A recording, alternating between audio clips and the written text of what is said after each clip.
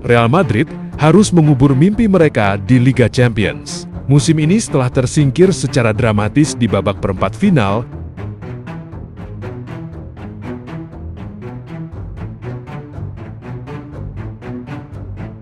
langkah Real Madrid terhenti di perempat final Liga Champions setelah menelan kekalahan 3-4 dari Bayern Munchen pada pertandingan leg kedua. Kamis 16 April tahun 2026 dini hari, kekalahan ini mempertegas ancaman musim tanpa trofi kedua berturut-turut bagi Madrid, sekaligus memperpanjang masa paceklik gelar Kylian Mbappe sejak bergabung dengan klub tersebut pada 2024 silam.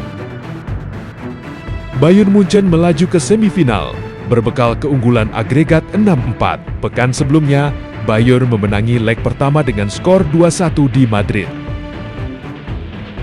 Laga berlangsung panas sejak awal. Madrid langsung mencuri gol cepat lewat Arda Güler saat pertandingan belum genap 1 menit. Bayern merespons cepat dan menyamakan skor melalui sundulan Alexander Pavlovic. Namun, Güler kembali membawa Madrid unggul lewat eksekusi bola mati sebelum Harry Kane menyamakan kedudukan. Jelang turun minum, Madrid kembali memimpin. Kylian Mbappe menuntaskan serangan cepat untuk membawa tim tamu unggul 3-2 di babak pertama yang penuh gol.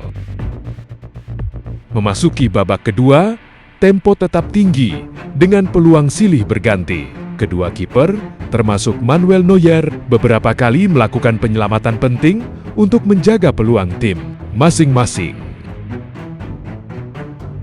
Momentum berubah pada menit ke-86 setelah Eduardo Camavinga diusir keluar lapangan.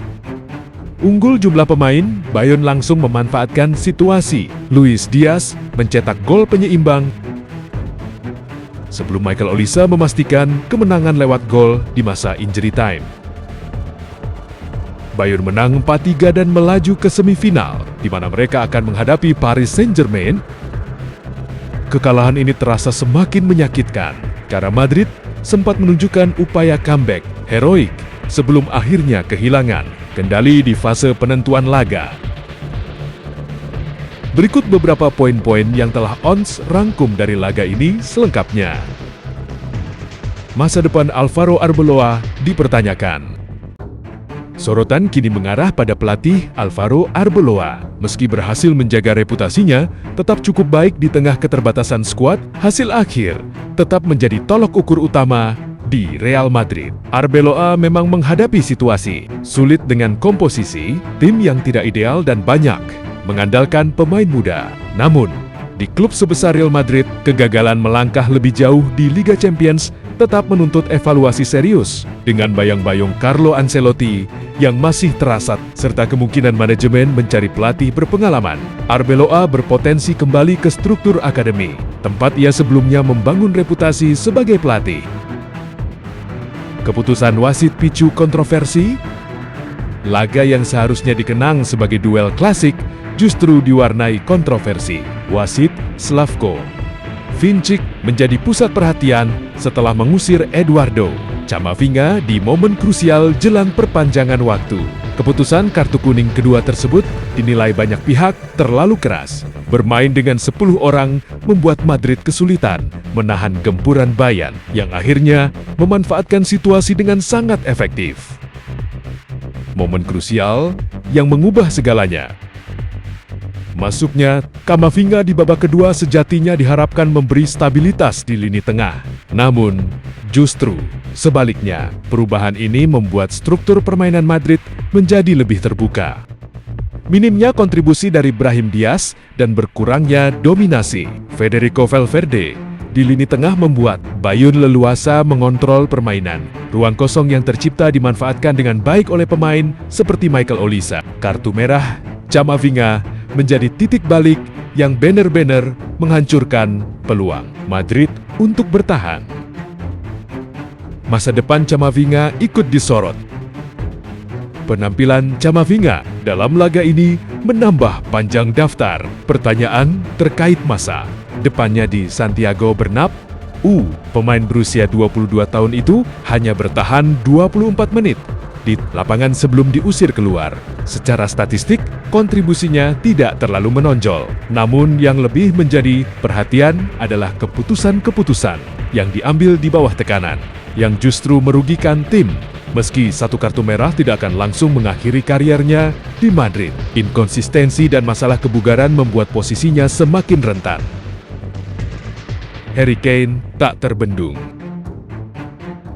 Di sisi lain, Harry Kane kembali menunjukkan ketajamannya. Striker asal Inggris itu mencetak gol penting dan kini telah mengoleksi 50 gol di semua kompetisi musim ini. Ketajamannya menjadi pembeda nyata dalam dua leg melawan Madrid. Bahkan dengan sedikit celah saja, Kane mampu menghukum kelengahan lini belakang lawan dengan penyelesaian yang mematikan. Mbappe harus puasa gelar. Bagi Mbappe, kegagalan di Liga Champions hampir pasti membuat tahun keduanya di Spanyol berakhir tanpa Piala Mayor. Kondisi sang penyerang berbanding terbalik dengan mantan klubnya, Paris Saint-Germain. PSG menjuarai Liga Champions setelah kepergian Mbappe. Kini, wakil Prancis tersebut kembali melaju dan akan menantang Bayern Munchen pada babak semifinal. Kegagalan beruntun di kompetisi domestik.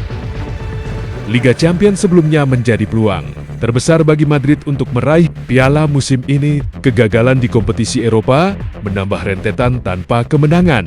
Madrid menjadi 4 laga di seluruh kompetisi.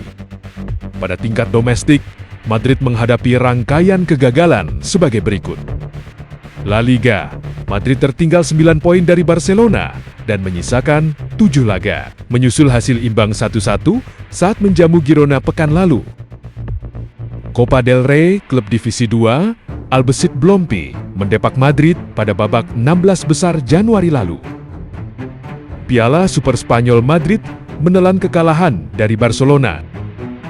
Madrid kini wajib memenangi seluruh pertandingan sisa di La Liga dan bergantung pada kegagalan Barcelona meraih poin untuk membalikan keadaan klasemen.